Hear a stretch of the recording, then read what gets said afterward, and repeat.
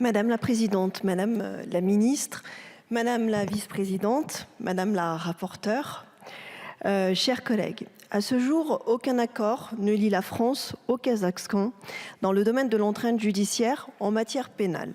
Il s'agit de la transmission et de l'exécution de commissions rogatoires et de demandes d'entraide internationale qui permettent aux autorités judiciaires de chaque État de s'accorder mutuellement assistance dans les enquêtes portant sur des infractions pénales dans leur pays.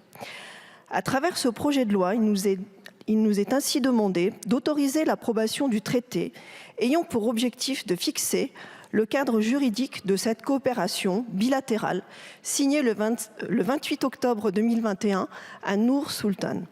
Ce traité présente des intérêts politiques et judiciaires sur lesquels je souhaiterais revenir. D'un point de vue stratégique, le Kazakhstan est un partenaire diplomatique grandissant de la France en Asie centrale, un partenariat renforcé depuis le début de la guerre en Ukraine.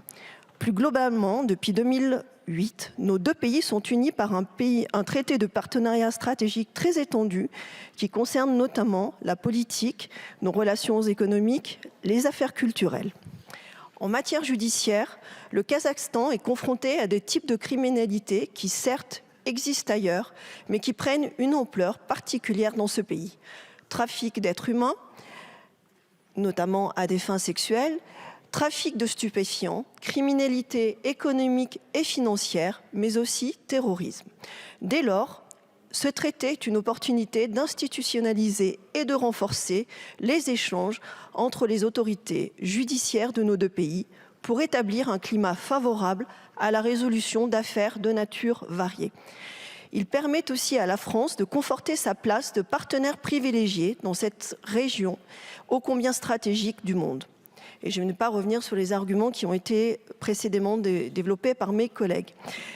Je voudrais également ajouter que si le Kazakhstan ne partage pas les conceptions françaises de l'état de droit et des droits humains, ce traité présente de nombreuses garanties pour la France. Il convient de rappeler que le Kazakhstan a initié un processus de réforme de ses institutions politiques et judiciaires conséquent depuis 2019.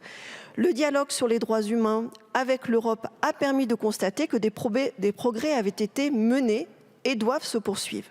À ce titre, il convient aussi de saluer la mise en place d'un haut commissaire aux droits humains au Kazakhstan et l'introduction d'amendements au code pénal qui ont permis de supprimer toute référence à la peine de mort.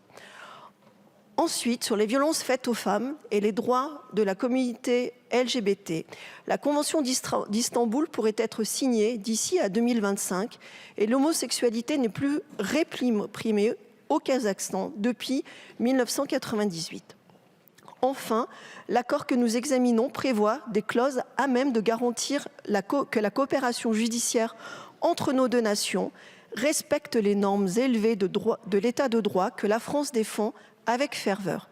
Il intègre de plus la possibilité de recourir à toutes les techniques modernes de coopération. Par conséquent, il convient de ratifier ce traité d'entraide judiciaire en matière pénale afin que nous disposions d'un cadre de coopération bilatérale plus précis, plus complet. Il facilitera le traitement de dossiers aux enjeux économiques et financiers importants, tout en protégeant les personnes concernées par les demandes d'entraide. Vous l'aurez donc compris, le groupe démocrate votera pour l'adoption de ce projet de loi porté avec beaucoup de talent par ma collègue Laurence Vichnievsky. Je vous remercie.